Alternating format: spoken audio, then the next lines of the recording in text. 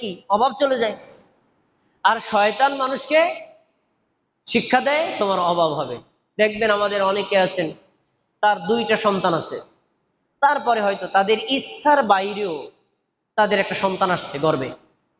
তখন তারা চিন্তা করে 2 ছেলে মেয়ে এরে খাওয়াইয়া পড়াইয়া পাশাই পারি না, আবার আরেকজন যদি আহে ওরে খাওয়ামুখী, ওরে পড়ামুখী, না না না না এটার ফালাই দাও।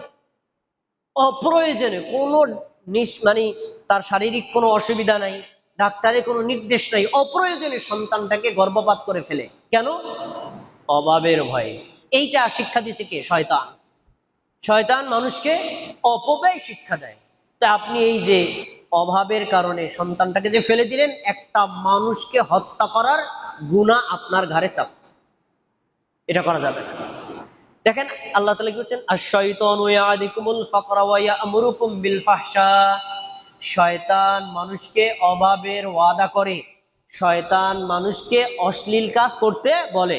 আল্লাহু ইয়া'iদুকুম মাগফিরাতাম মিনহু, আর আল্লাহ তোমাদেরকে ওয়াদা করেন আসো, আল্লাহর দরজা অনেক বড়, আসো আল্লাহ ক্ষমা করে দিবেন, আসো আল্লাহ রহমত দিবেন, আসো আল্লাহ রিজিক দিবেন। কেন? আল্লাহ হলেন রাজ্জাক, অধিক রিজিক দাতা। তাহলে এখানে পাওয়া গেল কি? শয়তানের কর্মসূচি আল্লাহর কর্মসূচির উল্টা, তাই শয়তানের কোনো মানুষ অনুসরণ করতে পারবে না। এরপরে শয়তান মানুষকে পথভ্রষ্ট করে, হেদায়েত থেকে বঞ্চিত করে। হেদায়েত কি? জান্নাতের রাস্তা। হেদায়েত কি? ইসলামের রাস্তা। হেদায়েত কি? ইমানের রাস্তা। এই ইমানের রাস্তা, ইসলামের রাস্তা, জান্নাতের রাস্তা থেকে শয়তান ভুলাই দেয়। দেখেন রাসূল সাল্লাল্লাহু আলাইহি সাল্লাম একদিন সাহাবীদের সামনে রেখা অঙ্কন করছেন। রেখা, চমৎকার হাদিস, সুনান ইবনে মাজার 11 নম্বর হাদিস। তিনি তার হাত দিয়া মাটিতে প্রথমে সোজা একটা সরল রেখা অঙ্কন করলেন। সরল রেখা, সরল রেখা। তারপরে ডান দিকে এদিকে একটা, এদিকে একটা, ডান দিকে 2টা। এরপরে বাম দিকে এদিকে একটা, এদিকে একটা, 2টা। সবাই বুঝতে বোঝেন। সরল রেখা সোজা একটা, তার ডান পাশে কয়টা, বাম পাশে কয়টা, এবং এই ডান পাশের 2টা কিন্তু সোজা রেখা না, বাঁকা রেখা। বাঁকা রেখা। এরপরে রাসূল সাল্লাল্লাহু আলাইহি ওয়াসাল্লাম তার ডান হাতের এই তর্জনী আঙ্গুল সাহাবীদের সামনে সবাই মাঝখানে রেখে বলছেন, হাযা সাবিলুল্লাহ, এটা হলো আল্লাহর পথ। খেয়াল করে সবাই আমার সঙ্গে শোনেন, হাযা সাবিলুল্লাহ, এটা হলো আল্লাহর পথ, ফাত্তাবিউহু, তোমরা এই একটা পথের অনুসরণ করো। তারপরে ডান দিকের কথা বলছেন, ডান দিকে আছে 2টা পথ, বাম দিকে আছে 2টা পথ। হাদিহি সুবুলুন শাইতান, এই যে ডান দিকে 2টা বাম দিকে 2টা এলো শয়তানের পথ। ফালা তাত্তাবিউহুম, তোমরা ওই শয়তানের পদাঙ্ক অনুসরণ করবা না। তারপরে তিনি বলছেন, এই যে মাঝখানে যে সরল রেখা, এটার শুরু থেকে তুমি যখন হাঁটতে চাইবা, সরল রেখায় চলবা, সিরাতাম মুস্তাকিম, মানে ইসলামের পথ, ইমানের পথ, জান্নাতের পথ, রসুলের পথ, এই সিরাতে মুস্তাকিমে যখন চলবা, এই সিরাতে মুস্তাকিমের মাথাই হলো জান্নাত, তুমি জান্নাতের মধ্যে প্রবেশ করতে পারবা। সুবহানাল্লাহ। আচ্ছা, এখান থেকে আমরা কি শিক্ষা পাই?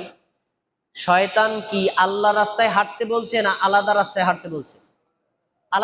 আলাদা রাস্তায় হাঁটাইয়া কোথায় নিবে? জাহান্নামে। ডান দিকের রাস্তায় নিয়ে কোথায় নিবে? জাহান্নামে। বাম দিকের রাস্তায় কোথায় নিবে? জাহান্নামে। আর সোজা যে রাস্তা, এই রাস্তার মাথায় কি? জান্নাত। এখান থেকে আমি একটা শিক্ষা আপনাদেরকে বলবো, ইসলামে ইবাদতের তরিকা কয়টা? ইসলামে ইবাদতের তরিকা কয়টা আমরা অনেকে জানি না। অনেকে জানি না। এই প্রশ্নের উত্তর আমাদের কাছে জানা নাই। যদি এই উত্তর জানা থাকে, তাহলে কিভাবে একজন মুমিন বান্দা এইভাবে গান গায় যে 7 তরিকার খাজা বাবা দরবারে ওলি? কয় তরিকার খাজা বাবা? 4 তরিকার খাজা বাবা। খাজা বাবা একজন, তরিকা কয়টা? 4টা। এখন যদি জিজ্ঞেস করি তরিকাগুলো কি? চিশতিয়া, কাদেরিয়া, নকশবন্দিয়া, মুজাদ্দিদিয়া, 4টা তরিকা। আরো আছে, হ্যাঁ আরো আছে, বাহাউদ্দিয়া, আরো বহুত তরিকা আছে। তাহলে 4টা তরিকা। আচ্ছা এখন কথা শোনেন, 4 তরিকা। চিশতিয়ার তরিকার মানে মূল কে? খাজা মঈনুদ্দিন চিশতি। এরপরে কাদেরিয়া তরিকার কি? আব্দুল কাদের জিলানী। এরপরে আছে মুজাদ্দিদে তরিকা, মুজাদ্দিদ আল ফেসানি। নকশবন্দি তরিকা, বাহাউদ্দিন নকশবন্দি। 4 জন আলেম, 4 জন পীর। তুমি এই 4 তরিকা মানো, এখন বলো দি আমার নবীর তরিকাটা কোথায় গেল? নবীর তরিকা কই? যদি নবীর তরিকা থাকে তাহলে এই সৃষ্টিয়া তরিকার দরকার কি? কাদেরিয়া তরিকার দরকার কি? মুজাদ্দিদিয়া তরিকা দরকার কি?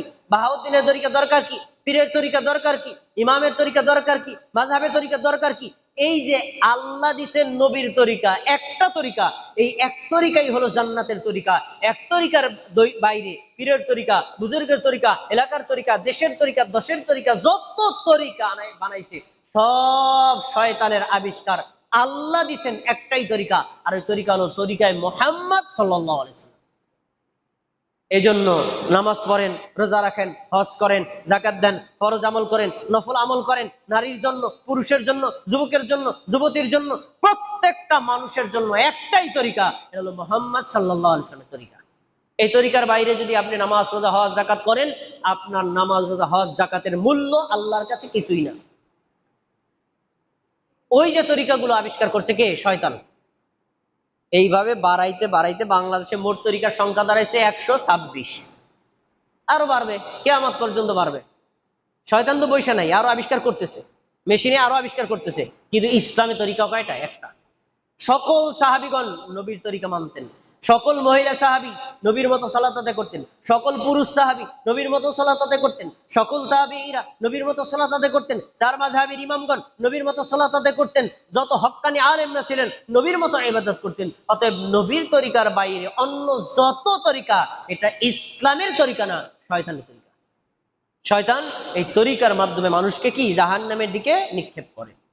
এরপরে শয়তান একা না, শয়তানের সেনাবাহিনী আছে, শয়তানের অনুসারীরা আছে। মানুষের মধ্যে যেমন কাফের, মুশরিক, মুনাফিক আছে, জিন জাতি, জিন জাতিদের মূল নাম তো শয়তান। এই শয়তানদের মধ্যে, জিনদের মধ্যেও আবার মুমিন আছে, কাফের আছে, মুশরিক আছে, মুনাফিক আছে। ওই যে যারা জিনদের মধ্যে কাফের, মুশরিক, মুনাফিক, এরা হলো কাফেরদের বন্ধু, মুমিনদের শত্রু।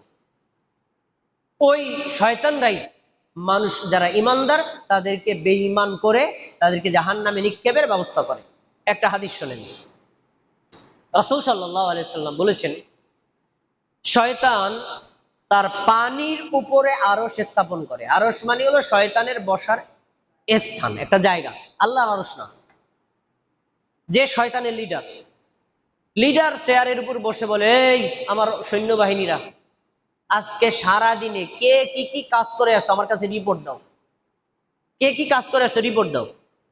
তখন এক একজন শয়তান রিপোর্ট দেয়, আমি মানুষকে কাফের বানাই আসছি, মুশরিক বানাই আসছি, বেঈমান বানাই আসছি, চুরি করাই আসছি, ডাকাতি করাই আসছি, মদ খাওয়াই আসছি, জেনা করাই আসছি, বিভিন্ন অপরাধের তালিকা দেয়। তো যারা যে সকল তথ্যের কথা বলে কোনোটাতে শয়তানের যে লিডার বেশ খুশি হয় না। এক কোণা থেকে একজন ছোট্ট শয়তান এসে বলছে, আমি ভালো কিছু করতে পারি না, ছোট্ট একটা কাম করেছি, তোমার কাজটা কি বলো? আমি গেছি স্বামী স্ত্রীর মধ্যে লাগাই দিয়েছি ঝগড়া, আরো এরকম ঝগড়া লাগছে স্বামী তার স্ত্রীকে ডাইরেক্ট তালাক দিয়ে দিচ্ছে, তালাক দিয়েছে। এখন এই শয়তান, বড় শয়তান, ওই শয়তানটারে বুকের সাথে জড়াই নিতেছে, ভাই তুমি ভালো কাজ করছো, তুমি আজকে সেরা একটা কাজ করছো, তোমার কাজের উপর কোনো কাজই হয় না। এখন প্রশ্ন, শয়তান স্বামী স্ত্রীর তালাকের মাধ্যমে এত খুশি কেন হলো? তালাক তো এত বড় অপরাধ না।